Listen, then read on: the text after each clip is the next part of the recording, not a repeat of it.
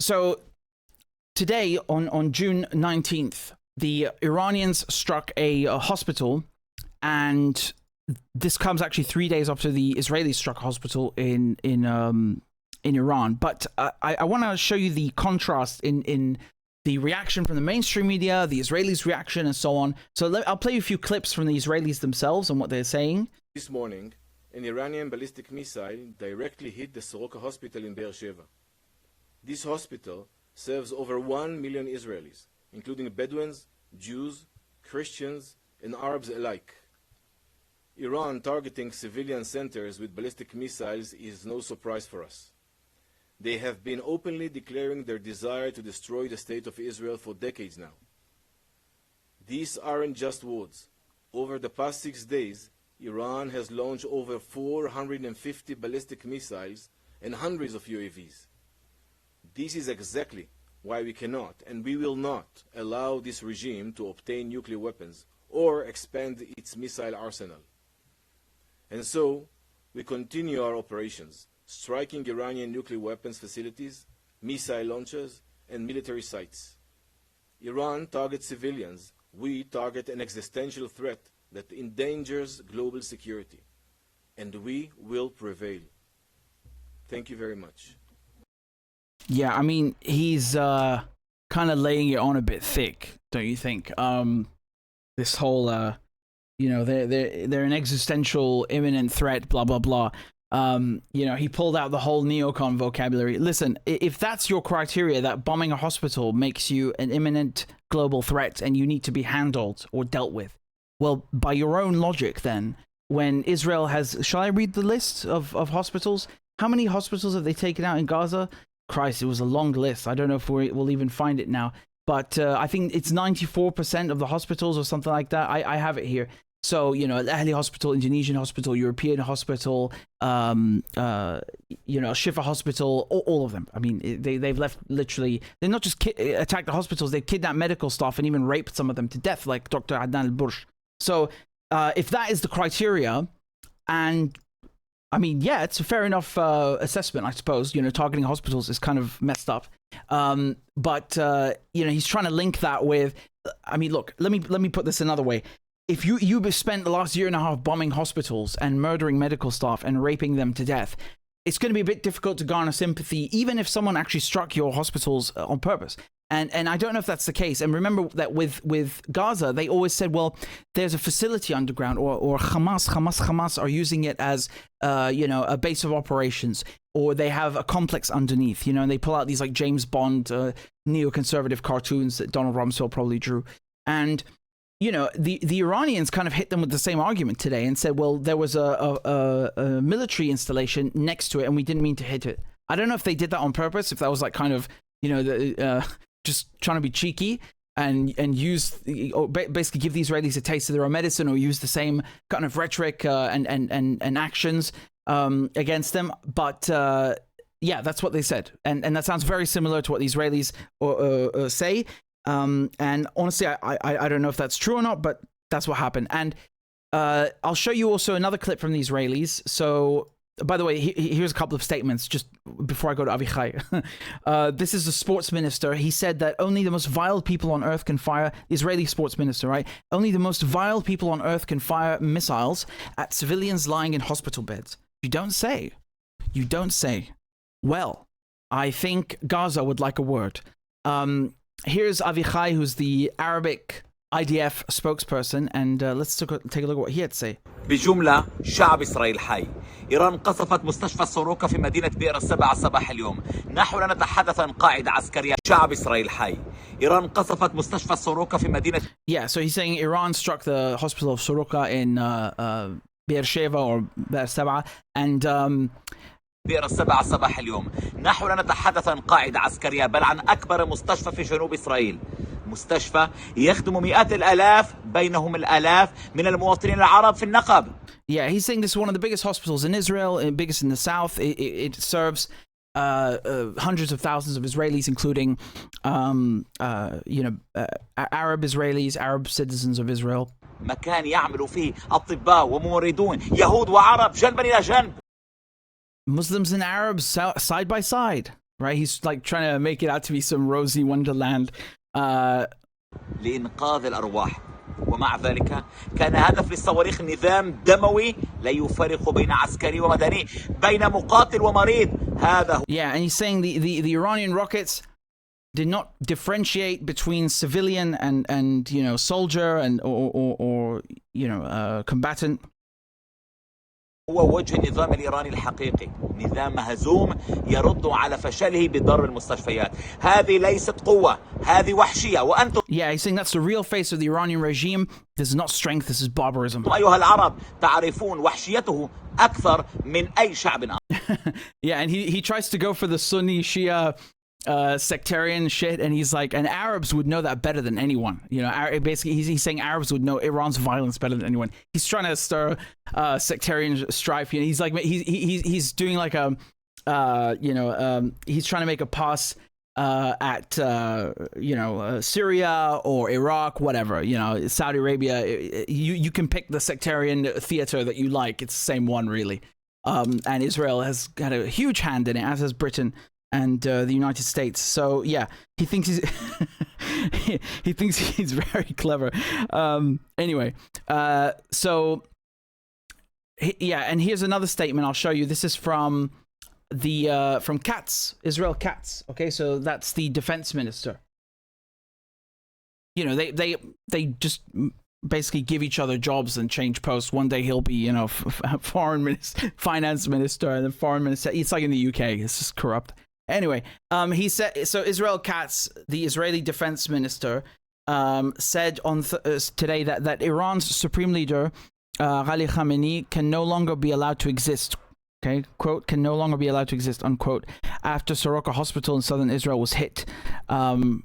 Yeah, so that's the second day in a row they've threatened to kill the supreme leader of Iran, or Iran's supreme leader. I should inform you that it's not just a political leader. As a matter of fact, he's a religious leader, right?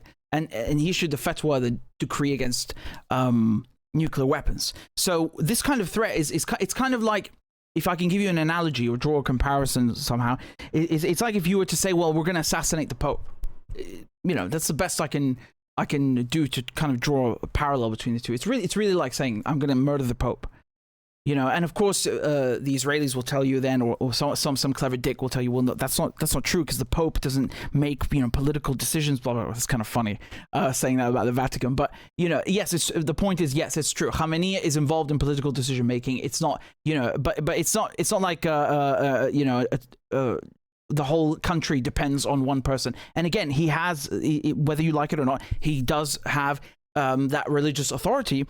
And you've got tens of millions of Shiite or Shia Muslims around the world, not just in Iran, but in Iraq, in Lebanon, and again around the world that are going to be extraordinarily offended and taken aback by just the threat of violence, never mind the actual act itself. So it does have that connotation and weight that you should be aware of. And I don't even know what this has got to do with the hospital. I think it's them just adding to what Trump said yesterday, where he threatened, indeed, to murder, albeit quite recklessly and ignorantly, to murder the supreme leader, or the leader Ali Khamenei. I know some Americans have been saying Khomeini. He's dead. It's Khamenei. I don't know what century these people are coming from, but anyway, yeah. So let me just show you a video from Trey. So he filmed this at the hospital today. This is again the same one that was struck, and I should note. Well, I'll tell you in a second. The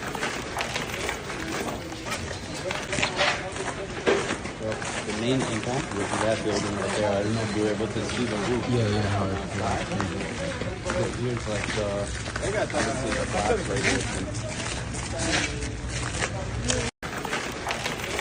Yeah. Anyway, so it's just, you know, a bit of footage I wanted to show you.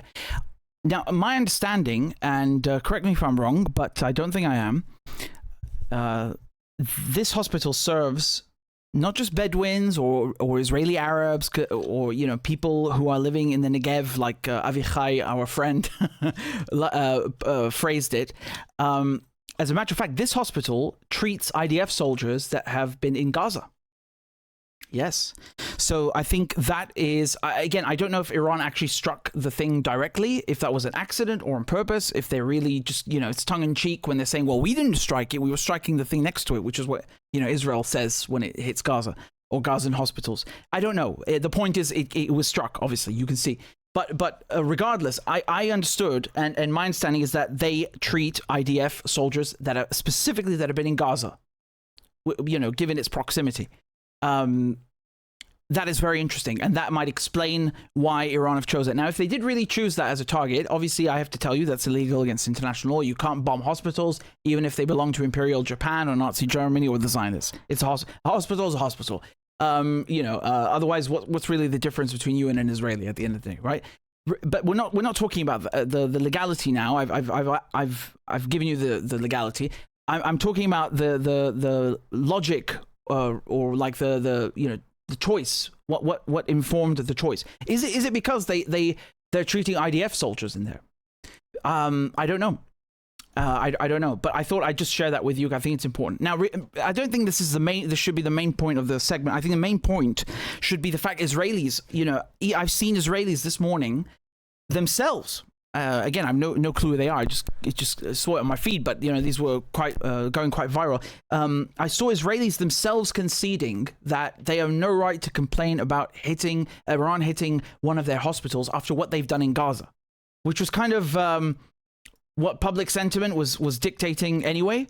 You had many people basically expressing that sentiment and saying that, well, after what you've done. Blah blah blah. How dare you complain? I mean, people have been saying that publicly about Israel the whole week. It's not necessarily my sentiment. I have to add this disclaimer, right? Because anyway, it's not necessarily my sentiment. I'm just telling you what I've seen as a reporter, and a lot of people have been saying that anyway. But specifically today, I saw Israelis themselves saying it, which is something interesting, right? I've never seen that before. Maybe it was just a few random people. I don't know. But I'm trying to find. I want to show you the list of this is one thing that I also saw. This is the list of Gaza hospitals posted that have been just decimated. People have been posting this list in response to Israelis who have been saying, "Oh my God, look what happened to the hospital." Here's one example. I can show you this whole list over here. So I'll just start reading them to you. Basically, look. So, Al Shifa Medical Complex, Nasser Medical Complex, Abu Yusuf Al Najjar Hospital, Indonesian Hospital, Kamal Adwan Hospital, Al Ahli Baptist Hospital, Beit Hannoun Hospital, Al Awda Hospital, Al Quds Hospital, Al Jazeera Hospital, Hayat Hospital, Hello Hospital, Psychiatric Hospital, Rantisi, Nasser Children's Hospital, Al Durra Hospital, Turkish Palestinian Friendship Hospital, Eye Hospital, Karam. I mean, you can see the list. I think we've all seen those names at one point or another during the last year and a half, precisely because they've been struck by Israel for one reason or another. And you remember the Israeli spokesperson going in and saying, well, oh, look, this is a hostage nannying list. He essentially called it that. And it was actually just the days of the week written in Arabic. It was, complete bullshit, what he was saying. So, yeah, I'm just telling you that this is the sentiment that is being expressed largely online. I've also seen this, for example, posted today in response to Israelis trying to garner sympathy about the hospital strike in Soroka in the Negev.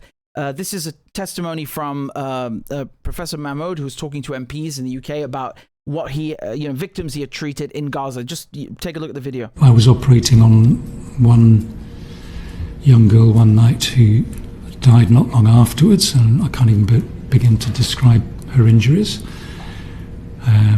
But when I'd finished operating on her, an ophthalmologist was trying to take out her left eye, which was just pulp. And he was a lovely, gentle man, maybe 5 years older than me. And he was, while he was working, he was just saying, yeah, when they came in February, they got all of us who were still here, they put our hands behind our backs, tied them up, put a hood over our heads, made us stand for 10 hours, beat us, cursed us in Arabic, humiliated us. And then some were taken away, some were killed, some were detained, some were released. We had a medical student who worked with us who described how the women had all been lined up and been told to strip down to their underwear and made to stand for hours like that, which is deeply, deeply humiliating, particularly in that culture. And then when they told her she could go, they wouldn't give her her clothes back, so she had to run through the streets like that, which for her was extremely traumatic. So there's a consistent theme of attack, humiliation, aggression against people who are simply trying to do their job, to try and help people. Yeah, I'm just gonna go ahead and say this. Fuck these people, honestly. After hearing that, fuck them. Yeah.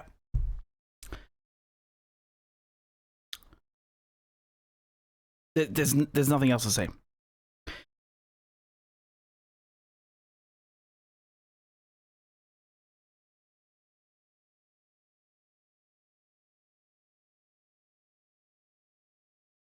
And I mean, just imagine how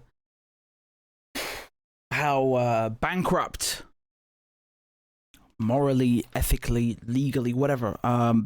You know, how disgusting and revolting these MPs are. The you know, the majority of them, the lot of them, to hear these kinds of testimonies, and they've all heard them, every single one. Every single one, every MP, every senator, every congressperson, every lord, they've all heard this. Every député. And then still give the Israelis weapons, diplomatic cover, media cover, political cover. In some ways, makes them even worse than the Israelis, right? Well, in many ways, not just some. And fuck them too.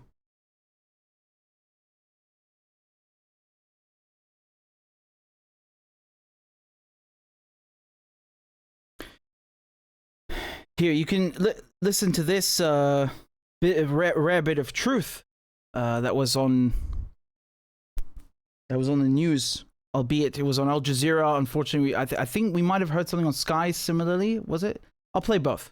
But let's start with Al Jazeera. As your correspondent mentioned, the authorities are focusing on the hospital. That sends a message that the Iranians target hospitals. Of course, Israelis target hospitals as well. It's important to mention that there really are various sensitive installations and headquarters very near to the hospital, because Israel places its military headquarters in the midst of civilian neighborhoods and towns.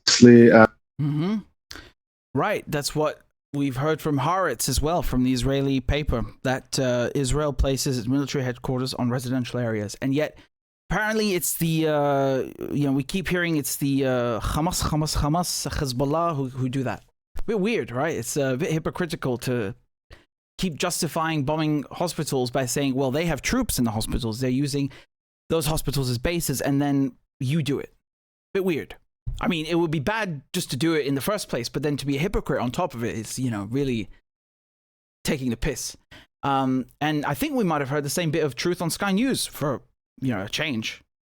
A hospital in southern Israel has been hit by an Iranian missile as the two countries continued to exchange blows overnight.